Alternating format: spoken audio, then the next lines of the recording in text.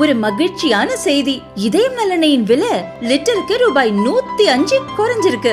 September 2023ல 1 litre இதயம் நல்லெண்ணெயின் அதிகபட்ச விலை ரூபாய் 503. ஆனா இப்ப 1 லிட்டர் இதயம் நல்லெண்ணெயின் விலை ரூபாய் 398 மட்டும்தான் தமிழ்நாட்டுல. அப்ப இனிமே எல்லாரும் இதயம் நல்லெண்ணெய் வாங்கலாம் இல்ல? மாண்புமிகு பாரத பிரதமர் திரு நரேந்திர மோடிஜி அவர்கள் ஏழை எளிய மக்கள் பலன் பெற வேண்டும் என்பதற்காக அடித்தட்டு மக்களுக்கும் முறையான மருத்துவ வசதிகள் கிடைக்க வேண்டும், அடித்தட்டு மக்களுக்கு உலகத்தரம் வாய்ந்த மருத்துவ சிகிச்சை கிடைக்க வேண்டும் என்பது மாண்புமிகு பிரதமர் திரு நரேந்திர மோடிஜி அவர்களுடைய ஒரு மிகப்பெரிய எண்ணமாக இருந்து கொண்டிருக்கிறது. அதனால தான் தமிழ்நாட்டில் ஒரே வருஷத்தில் கிட்டத்தட்ட 11 மெடிக்கல் காலேஜ் தமிழ்நாடு கொடுத்துருக்காங்க. அதே போல் மருத்துவக் கல்லூரியினுடைய எம்பிபிஎஸ் சீட்டுகளினுடைய எண்ணிக்கை, அதே போல் 2014க்கு முன்னாடி வெறும் 7 எய்ம்ஸ் காலேஜ் தான் இருந்தது. இன்றைக்கு 22 23 எய்ம்ஸ் காலேஜுகள் இருக்கிறது. அதே போல் ஏழை மக்களுக்கு குறைந்த விலையில் மருந்துகள் கிடைக்க வேண்டும், குறைந்த விலையில் சிறப்பு தரம் வாய்ந்த மருந்துகள் வாங்க வேண்டும் என்பதற்காக பாரத பிரதமருடைய ஏழை மக்களுக்கான ஜன் அசோதி என்று சொல்லக்கூடிய மலிவு விலை மருந்து கடைகளை மாண்புமிகு பிரதமர் திரு நரேந்திர மோடிஜி அவர்கள் திறந்திருக்கிறார்கள். கிட்டத்தட்ட 15,000த்திற்கும் மேற்பட்ட, இந்தியா முழுவதும் 15,000த்துக்கு மேற்பட்ட கடைகள் இருக்கிறது. தமிழ்நாட்டில் மட்டுமே கிட்டத்தட்ட 1,100க்கும் மேற்பட்ட கடைகள் இருக்கிறது. இந்த கடைகளினுடைய சிறப்பு, வெளியில் நாம் வாங்குகிற மருந்துகளை விட இந்த பிரதமரனுடைய மருந்து கடைகளில் வாங்கும்போது 50லிருந்து 80% மருந்துகள் விலை கம்மியாக கிடைக்கிறது. அதுவும் குறிப்பாக லைஃப் சேவிங் என்று சொல்லக்கூடிய BP, blood pressure, lifestyle வியாதிகள், பிளட் ப்ரெஷர், இதய சம்பந்தமானது, அதே போல் சுகர் சம்பந்தமானது, சர்க்கரை வியாதி, இந்த வியாதிகளுக்கெல்லாம், ஏன்னா இவங்கெல்லாம் லாங் ஸ்டாண்டிங்காக மருந்துகள் எடுக்க வேண்டியிருக்கும், வாழ்நாள் முழுவதும் மருந்துகள் எடுக்க வேண்டியிருக்கும். அப்படிப்பட்ட மக்களுக்கு பயன்கரக்கூடிய வகையில் கிட்டத்தட்ட மார்க்கெட் வேலையில் விட 50லிருந்து 80% குறைவாக, விலை குறைவாக, தரம் உலகத்தரம் வாய்ந்த WHO சர்டிஃபிகேஷன் கொடுத்த பல கட்ட சோதனைகளுக்கு பிறகு தான் இங்கே மருந்துகள்லாம் விற்கப்படுகிறது. நம்மளுடைய பிரதமர் திரு நரேந்திர மோடிஜி அவர்களுடைய இந்த அருமையான திட்டம் ஏழை எளிய மக்களுக்கு உதவி செய்கின்ற திட்டம். அதே போல் தான் பிரதமரனுடைய 5 லட்சம் ரூபாய் பெருமானமுள்ள ஆயுஷ்மான் பாரத் என்று சொல்லக்கூடிய ஆயுள் காப்பீட்டு திட்டத்தையும் நிறைவேற்றி கொண்டிருக்கிறோம். ஆனால் இங்கே இருக்கிறவங்க பிரதமருடைய திட்டங்களை பார்த்து இங்கேயும் அது காப்பி, அதாவது சொந்தமாக எதையுமே செய்கிறதில்ல, காப்பி பண்ணுறது தான் தமிழ்நாடு அரசாங்கம், குறிப்பாக திரு ஸ்டாலின் அவர்களுடைய வேலையாக இருந்து கொண்டிருக்கிறது. ஸ்டாம்ப் படிக்கிறதுன்னு சொல்கிறது, மத்திய அரசாங்க திட்டங்களுக்கு ஸ்டாம்ப் படிக்கிறது. இப்போதைக்கு அவர் ஸ்டாம்ப் படித்து முதல்வருடைய மருந்தகம் எப்படியாவது மக்களுக்கு நல்லது நடந்தால் சரி.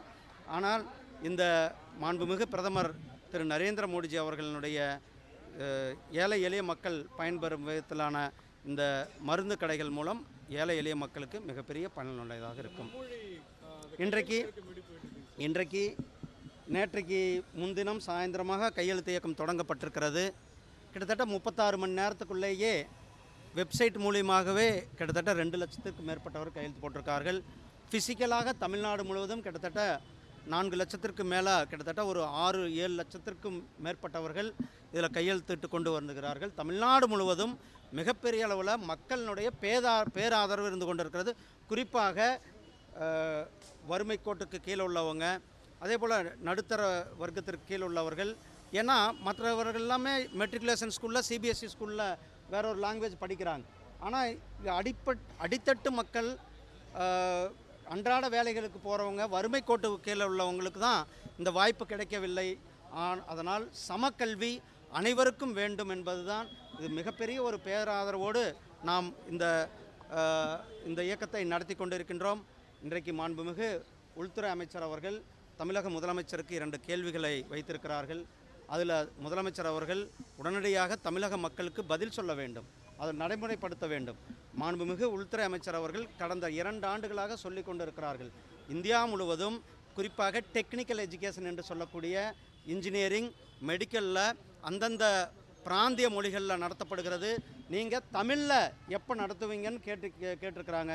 உடனடியாக தமிழ்நாடு அரசாங்கம் மருத்துவக் கல்லூரியிலையும் இன்ஜினியரிங் கல்லூரியிலையும் தமிழை பிரதான மொழியாக கொண்டு வர வேண்டும், தமிழில் கற்பிக்க வேண்டும் என்பது தான் அதற்கு நம்மளுடைய அனைவருடைய கோரிக்கையாக இருக்கிறது.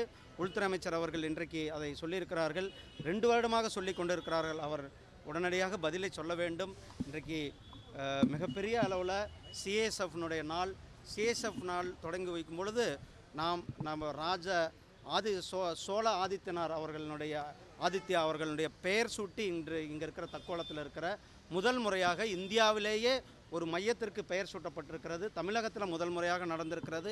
தமிழ் அரசர்களுக்கான பெயரை, சோழர்களுடைய பெயரை சூட்டி தமிழுக்கு பெருமை சேர்த்து, இது மட்டுமல்ல, இன்றைக்கு தமிழுக்கு அதிகமாக பெருமை சேர்த்து கொண்டிருப்பது நம்மளுடைய பிரதமர் திரு நரேந்திர மோடிஜி அவர்கள் தான். ஐநா சபையில் இதுக்கு முன்னாடி எவ்வளோ பேர் இருந்திருக்காங்க, யார் கூட போய் ஐநா சபையில் பேசினதில்லை. யாதும் ஊரே யாவரும் கேளீர் என்று கலியன் பூங்குன்றனார் வழிகளில் ஐநா சபையில் உறக்க சொன்னது நம்மளுடைய பிரதமர் அவர்கள். காசி தமிழ் சங்கமம் 3 முறை நடத்தியிருக்கிறோம். பாரதியாருக்கு ஹிந்து பனாரஸ் யூனிவர்சிட்டியில் அங்கே ஒரு இருக்கை அமைத்து கொடுத்துருக்கிறோம். 35க்கும் மேற்பட்ட மொழிகளில் திருக்குறளை மொழிபெயர்க்கப்பட்டிருக்கிறது. பொங்கல் விழாவில் கொண்டாடு ஜல்லிக்கட்டுவை திரும்ப கொண்டு வந்தது, நம்மளுடைய தமிழர்களுடைய பாரம்பரியத்தை மீட்டது நம்மளுடைய பிரதமர் திரு நரேந்திர மோடிஜி அவர்கள். அது மட்டுமல்ல, உலகம் முழுவதும் இன்றைக்கு திருவள்ளுவருக்கு கலாச்சார மையங்களை ஏற்படுத்தி கொண்டு இருக்கின்றோம். நாங்கள் தேர்தல் அறிக்கையில் சொல்லியிருந்தோம், நாம் என்ன சொன்னோமோ அதை தான் செய்து கொண்டு இருக்கிறோம். தேர்தல் அறிக்கையில் சொல்லியிருந்தோம், அதை நிறைவேற்றும் விதமாக நம்மளுடைய மாண்புமிகு பிரதமர் வெளியூர்களுக்கு எங்கெங்கே போகிறாரோ அங்கெல்லாம் திருவள்ளுவர் பெயரில் கலாச்சார மையங்களை அமைத்து கொண்டு தமிழுக்கும், தமிழ் மொழிக்கும், தமிழ் பண்பாட்டிற்கும், தமிழ் இலக்கியங்களுக்கும் பெருமை சேர்த்து கொண்டிருப்பது பாரதிய ஜனதா கட்சி தான் என்பதை நான் நினைவு. மொழி கொள்கைக்கு ஆதரவாக கையெழுத்திட்ட முன்னாள் சட்டமன்ற உறுப்பினர் விஜயகுமார் அவரை அதிமுக நீக்கி இருக்கிறாங்க. எப்படி பார்க்குறீங்க? அவங்களே முன் வந்து சைன் பண்ணாலும் இது நீக்கம் செய்யக்கூடிய அதாவது இது மக்களினுடைய விருப்பமாக இருக்கிறது. நான் அது அவங்களுடைய கட்சியினுடைய உள்விவகாரம், அதில் நம்ம போக தேவையில்லை. ஆனால் மக்கள் எந்த அளவுக்கு மும்மொழி கல்வியை வேண்டும் என்று நினைக்கிறார்கள் என்பதற்கு இது ஒரு உதாரணமாக இருக்குது. நன்றி அண்ணா. தொடர்ந்து முதலமைச்சர் அவர் ட்விட்டர் பக்கத்தில் போட்டுகிட்டே இருக்காரு, இது வாய்ப்பே இல்லை, மும்மொழி கொள்கை தமிழ்நாட்டில் ஏற்கப்படாது அப்படின்னு மக்கள் விரும்புகிறார்கள், மக்களினுடைய விருப்பமாக இருக்கிறது. 2026 ஸ்டாலின் அவர்களுடைய திமுக ஆட்சி வீட்டுக்கு அனுப்பி வைக்கப்படும். வீட்டுக்கு அனுப்பின உடனே மும்மொழி கொள்கை நிறைவேற்றி வைக்கப்படும் என்பது தமிழ்நாட்டு ஏற்கனவே அனைத்து மாநிலங்களுமே நிறைவேற்றி கொண்டிருக்கிறார்கள். அவர்கள் இடைஞ்சலாக இருந்த இந்த அரசாங்கம் இடைஞ்சலாக இருந்தால் அந்த அரசாங்கம் தூக்கி எறிவது இன்னொரு 10 மாதங்கள் தான் இருக்கிறது. இந்த அரசாங்கம் தூக்கி எறிகிறதுக்கான நேரத்தை மக்கள் பார்த்து கொண்டு இருக்கிறார்கள்.